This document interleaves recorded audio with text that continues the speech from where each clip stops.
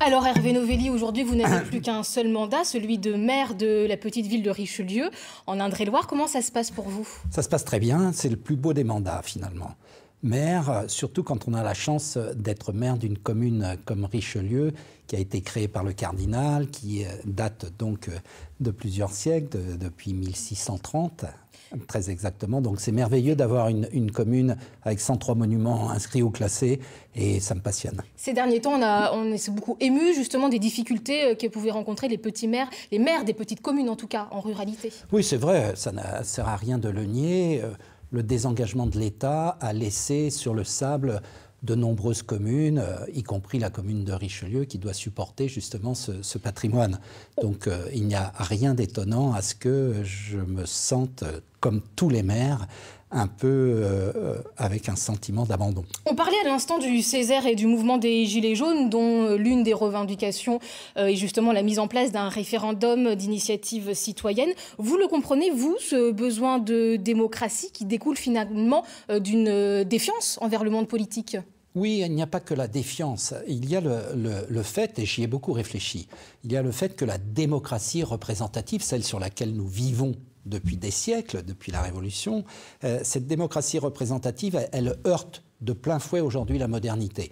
Et le temps de la démocratie représentative, 5 ans, 6 ans, 7 ans, est contradictoire avec toutes les décisions qui viennent et qui sont dans un temps beaucoup plus court. Est-ce qu'aujourd'hui le monde politique doit se remettre en question? Est-ce que les hommes politiques doivent se remettre en question? Bien sûr. Je pense qu'il faudra résoudre cette contradiction entre la démocratie représentative, le temps long et le temps court, et un référendum d'initiative citoyenne qui du reste figure déjà dans la loi sous certaines conditions me semble être une des options. Ça n'est pas la seule. On l'a dit dans votre portrait, vous êtes à l'origine du statut d'auto-entrepreneur en 2008. Aujourd'hui, avec le développement d'Internet, avec la libéralisation du marché du travail qu'on appelle parfois ubérisation, beaucoup disent qu'il faut réformer ce statut. Qu'en pensez-vous? Vous savez, ce statut il a déjà été réformé une dizaine de fois.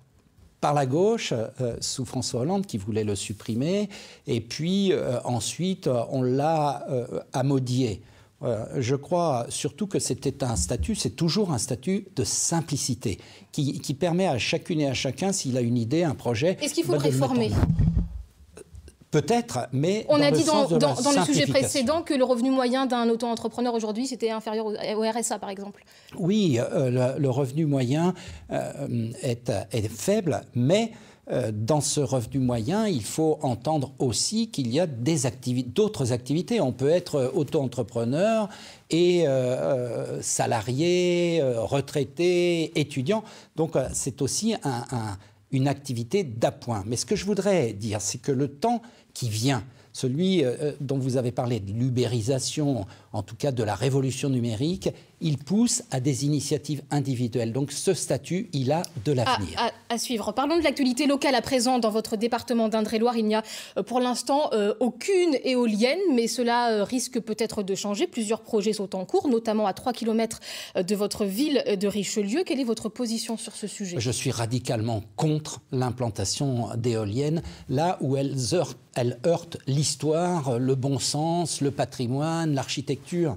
Et donc, à Richelieu, je le disais tout à l'heure, il y a 103 monuments inscrits ou classés. L'idée que les touristes, parce que je mise beaucoup avec tous les élus sur le développement touristique de cette partie de l'Indre-et-Loire, eh bien, l'idée que le touriste va trouver dans le parc de Richelieu, là où le cardinal a été, en se tournant un champ d'éoliennes, ça n'est pas possible. Un dernier mot, Hervé Novelli, les municipales approchent à grands pas. Est-ce que vous serez candidat à votre succession en 2020 ? Elles approchent à grands pas, mais elles sont suffisamment loin pour que je n'ai pas encore pris ma décision. Pour vous laisser le temps de la réflexion. Merci beaucoup, en tout cas, d'avoir été l'invité politique du 19-20 ce soir. Merci.